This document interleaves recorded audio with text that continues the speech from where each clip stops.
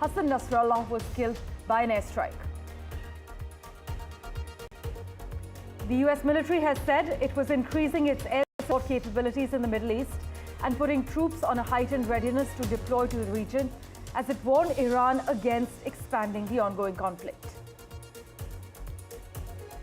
Catastrophic floods and landslides in Nepal have killed scores of people with dozens more missing. The rainfall in the area around Kathmandu was the highest on record in more than 50 years.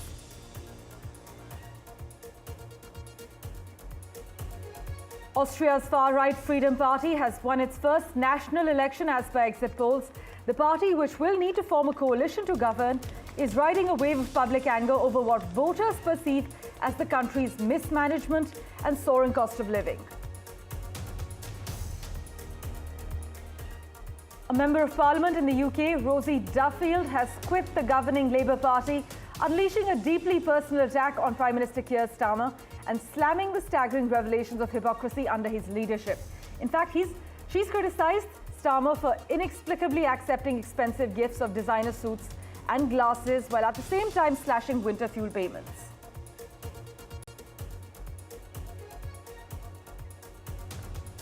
Investors are increasingly confident that China's lackluster economy may be recovering after key indexes saw some of their biggest weekly gains in years last week. Markets were buoyed by Beijing's multi-point stimulus package, which included billions in spending and easing measures, although not all its details have been clarified. And analysts are warning of economic turbulence ahead of Japan's new Prime Minister swearing in on the 1st of October. The country's stock market may experience a very ugly Monday as per some traders, as investors come to terms with Shigeru Ishiba.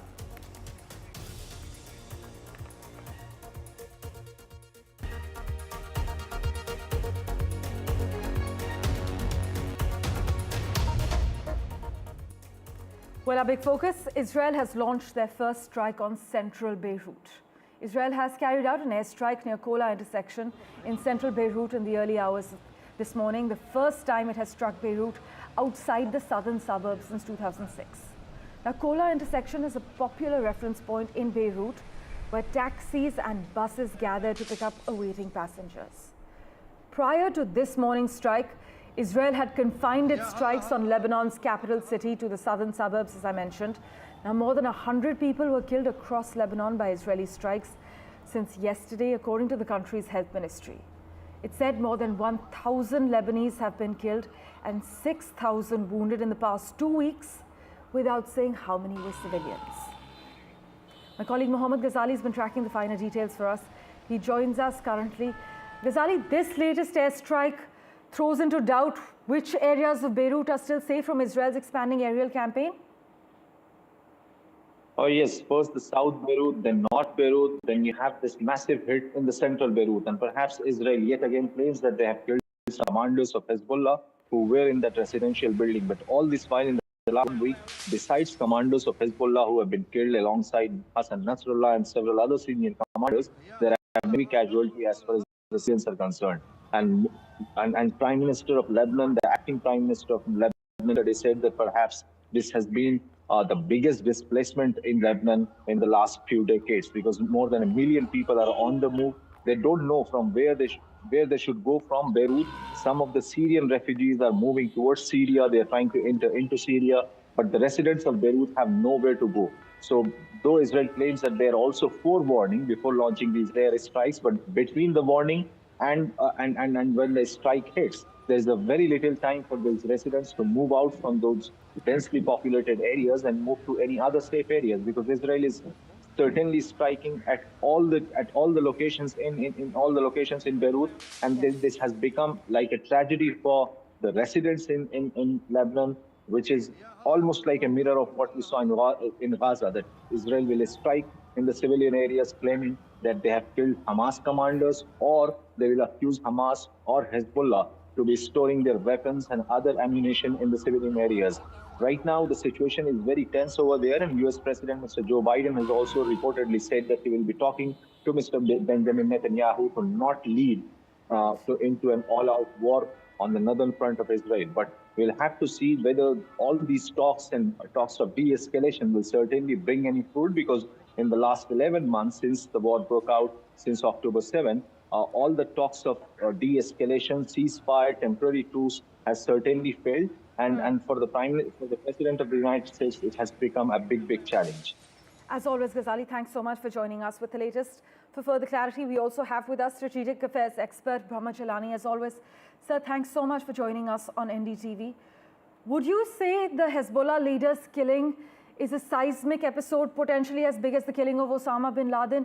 And with these latest strikes, as Ghazali is reporting, do you believe it's about to get worse before it gets better? First, I think the killing of Nasrallah is clearly a major blow to Hezbollah. But over the last many decades, since it was founded in the mid-1980s, Hezbollah has shown itself to be quite resilient to recover from serious setbacks. It's always easy for a militant organization to replace its assassinated leader. And Israel's own record over the last several decades shows that whenever it actually kills a militant leader, the organization then replaces that assassinated leader with a more hardline leader. So we have seen this pattern again and again. The question now is that who in the top leadership of Hezbollah has survived these massive airstrikes that Israel has been conducted? Because if the top leadership has all been wiped out, then it will be very difficult for Hezbollah to replace Nasrallah, but also more importantly to reorganize itself as a potent organization to take on Israel, because Israel is now about to launch a ground offensive into Lebanon. Indeed, that's what we're hearing. But, sir, while Nasrallah's killing is a powerful moment for Israel, do you also endorse that this could be some sort of significant moment for Lebanon as well? Does it present an opportunity for Lebanon to loosen some of Hezbollah's iron grip on the country? We've been hearing that since the past few years, in fact, Hezbollah's influence has been dwindling. First, I think it's important to understand what makes Hezbollah a powerful militia organization.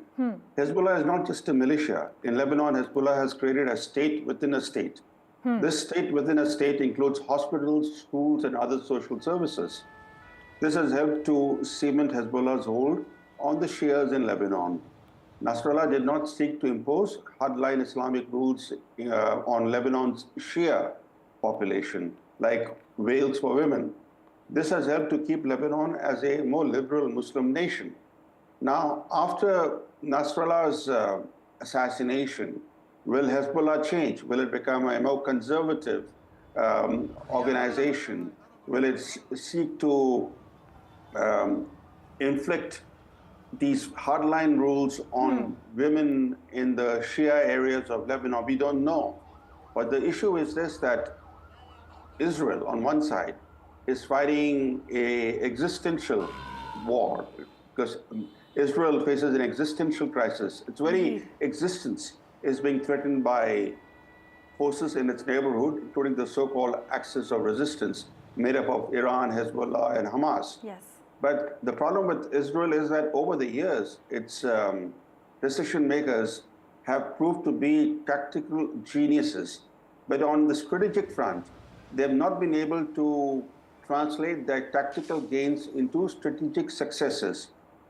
Will Nasrallah's assassination become a pivotal moment that helps Israel to achieve enduring strategic success? We don't know.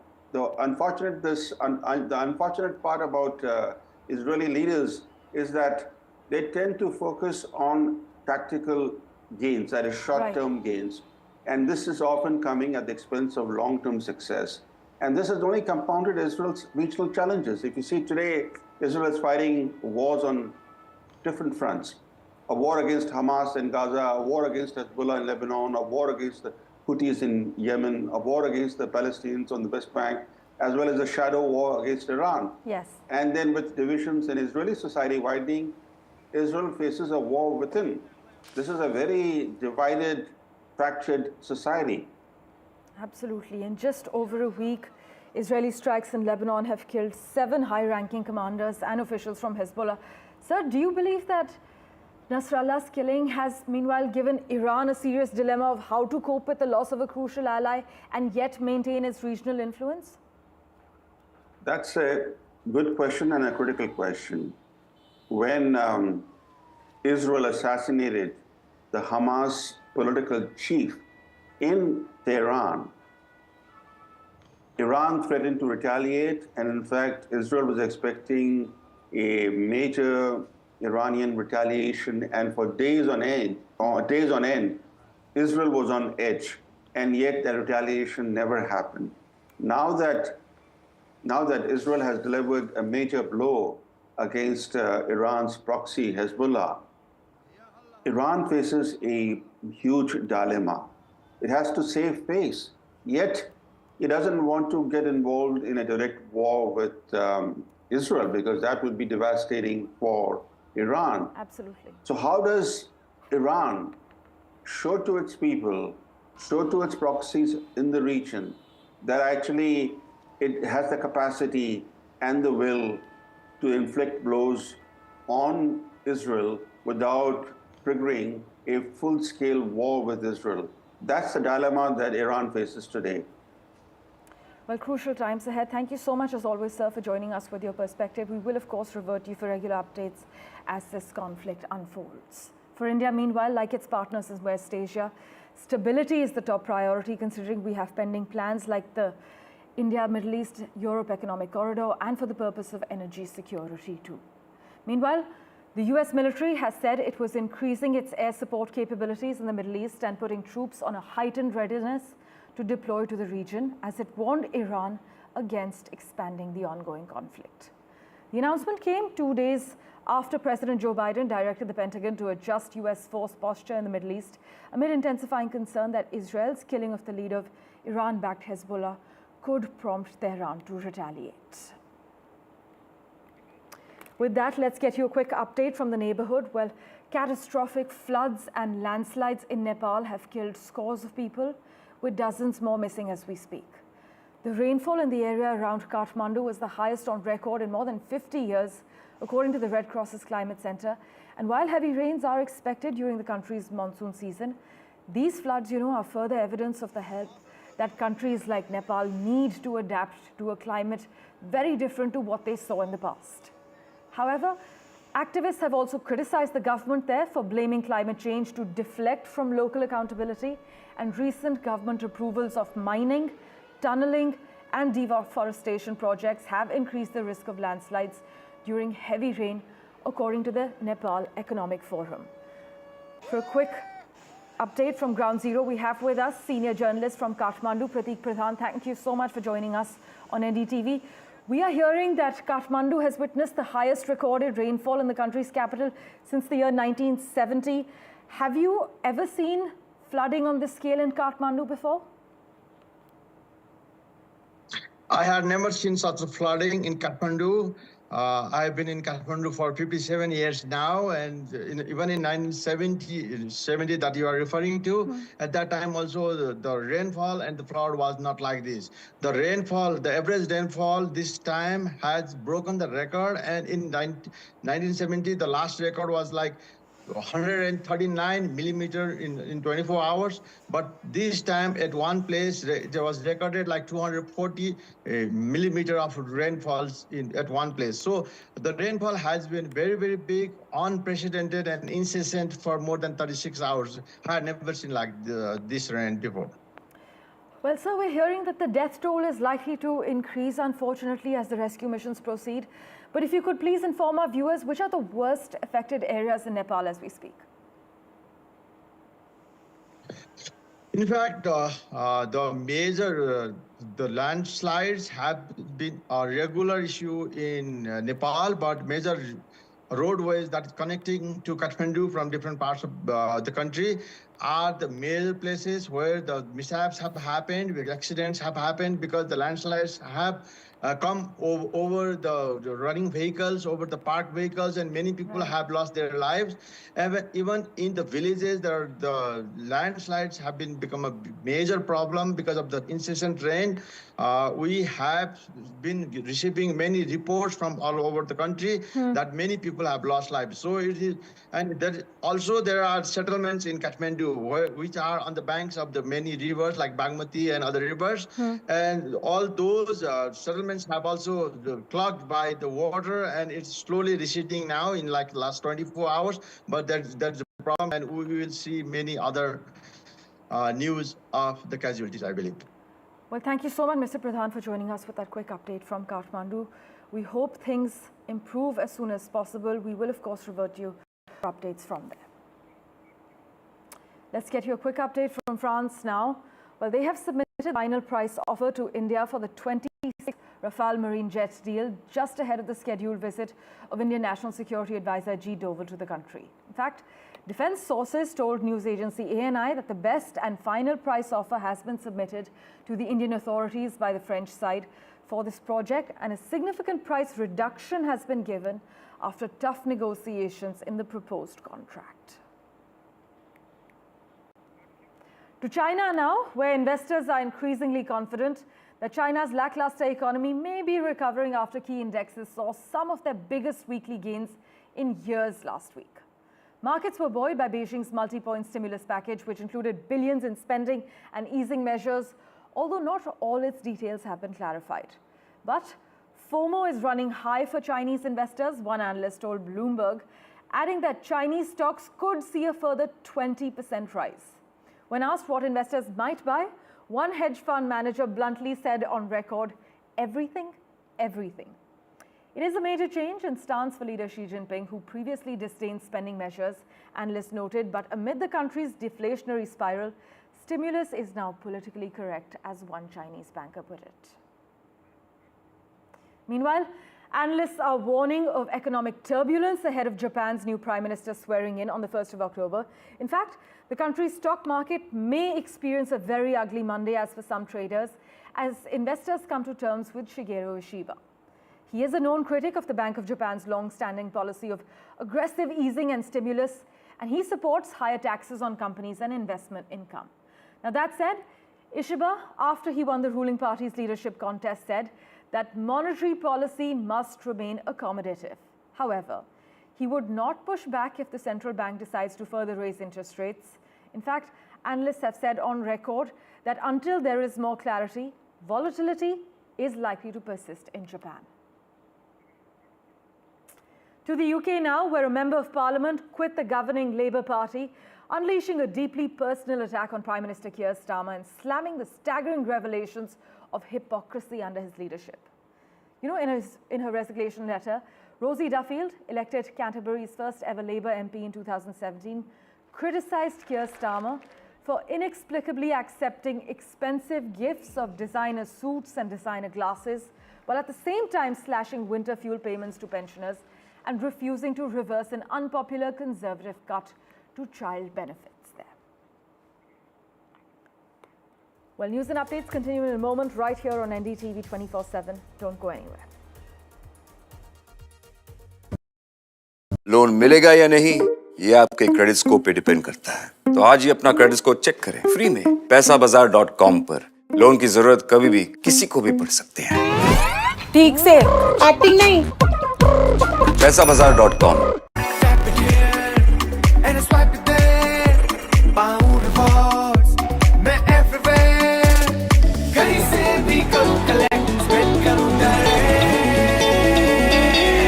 Download any single ID partner app, link your card and earn reward with top brand. Get it free with single ID. Some people say the metaverse will only be virtual.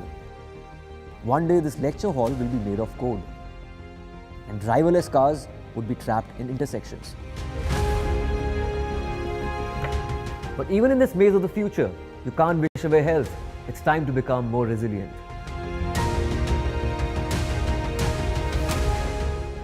10 years of Banega Swasth India, we have grown and achieved so many milestones.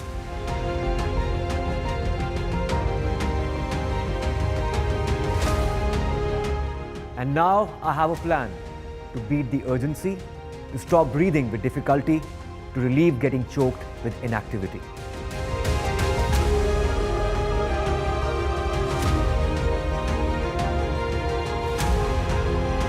Energize our government, our environment, our society, and ourselves.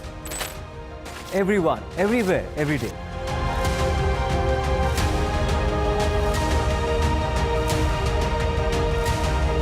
बनेगा स्वस्थ India, one world hygiene. Loan मिलेगा या नहीं ये आपके credit score पे depend करता है. तो आज ही पैसाबाजार.com पर जाइए और अपना क्रेडिट स्कोर चेक कीजिए फ्री में, क्योंकि लोन की जरूरत कभी भी किसी को भी पड़ सकती है. बस एक्टिंग करा लो इनसे.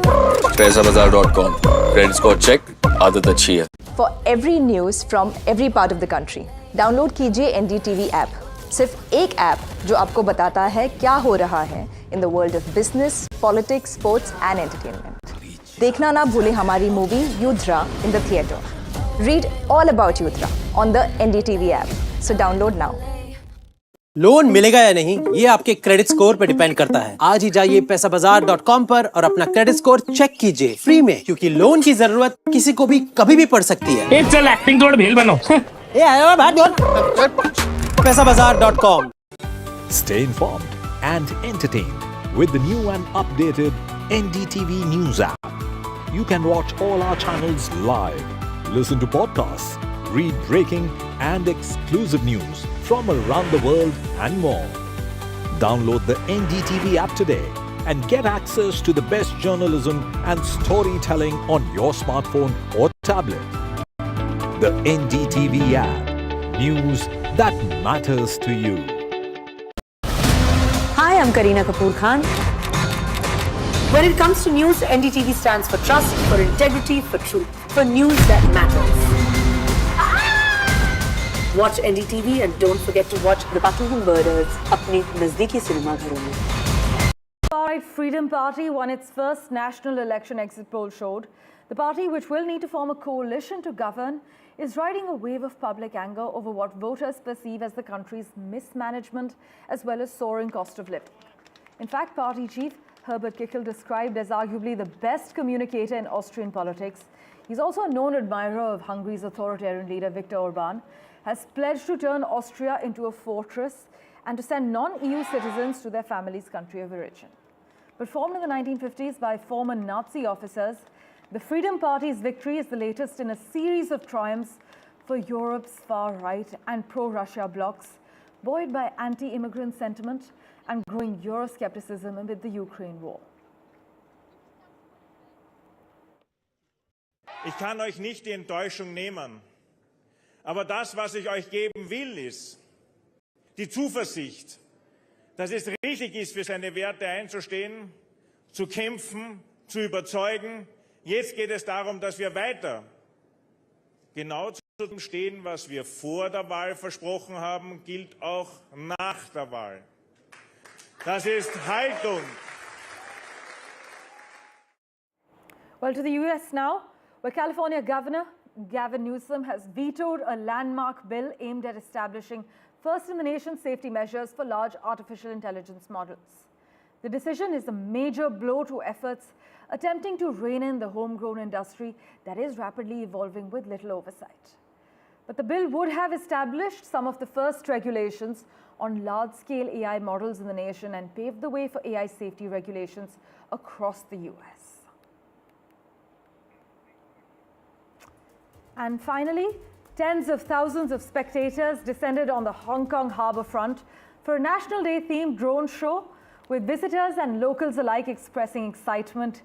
Galloping horses in the sky was the theme of the show, and around 1,500 drones lit up the skies, recreating the likeness of 4 iconic paintings by renowned Chinese artist Xu Beihong, including the galloping horses, the roaring lions, and blooming Chinese red buds. Well, we're slipping into a very short break. Thank you so much for investing your time and watching this episode of The World 24/7. Do stay tuned.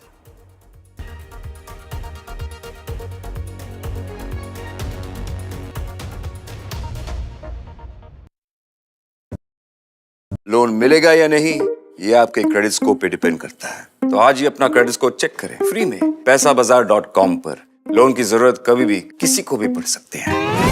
ठीक से acting नहीं। पैसाबाजार.com। Election sunrise is on the proverbial paradise. Jammu and Kashmir gets set to vote in assembly elections after a gap of 10 years. For the BJP, it's a referendum on Article 370. For the Congress and regional parties, it's a battle for survival.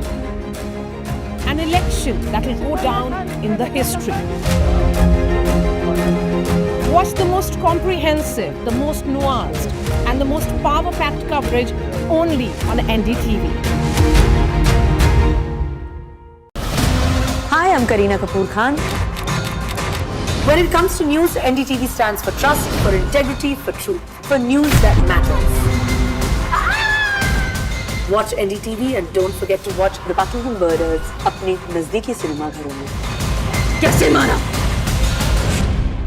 Loan मिलेगा या नहीं ये आपके credit score पे depend करता है। तो आज ही पैसाबाजार.com पर जाइए और अपना क्रेडिट स्कोर चेक कीजिए फ्री में, क्योंकि लोन की जरूरत कभी भी किसी को भी पड़ सकती है। बस एक्टिंग करा लो इनसे। पैसाबाजार.com, क्रेडिट स्कोर चेक, आदत अच्छी है। New day, new show, a new experience. Start your day with the news, not views. We bring you stories that matter and impact your life. News that informs and keeps you ahead. From Maximum City, Mumbai, To the seat of power, Delhi, NDTV brings you the best breakfast show. Breakfast news on NDTV, 8 a.m. every day. Loan मिलेगा या नहीं ये आपके credit score पे depend करता है। आज ही जाइए पैसाबाजार.com पर और अपना क्रेडिट स्कोर चेक कीजिए फ्री में, क्योंकि लोन की जरूरत किसी को भी कभी भी पड़ सकती है। चल एक्टिंग थोड़ा भेल बनो। पैसाबाजार.com। Some people say the metaverse will only be virtual. One day this lecture hall will be made of code, and driverless cars would be trapped in intersections. But even in this maze of the future, you can't wish away health. It's time to become more resilient.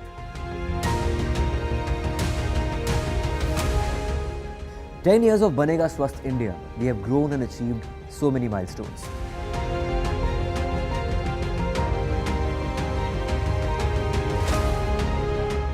And now I have a plan to beat the urgency, to stop breathing with difficulty, to relieve getting choked with inactivity.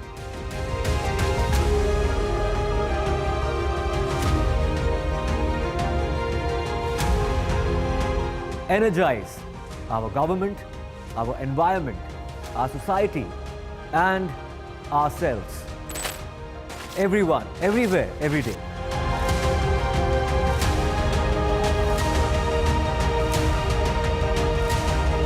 Banega Swasth India. One world hygiene. For every news from every part of the country, download कीजिए NDTV app. सिर्फ एक app जो आपको बताता है क्या हो रहा है in the world of business, politics, sports and entertainment. देखना ना भूलें हमारी movie युद्रा in the theatre. Read all about Yudra on the NDTV app. So download now. I've been reporting on all issues, big and small, from Andhra Pradesh, Telangana, rest of South India, bringing you all the action, all that you need to know, all that you want to know. The energy of Maximum City is infectious. I bring in that energy in our news coverage from financial capital, Mumbai. India's IT capital is always buzz. It's literally a city that never sleeps. And I keep you ahead on all the Bengaluru buzz. Covering from the southernmost part of India over the last 23 years, I bring in-depth and 360-degree coverage from the Dravidian heartland. The land of Mishti is also known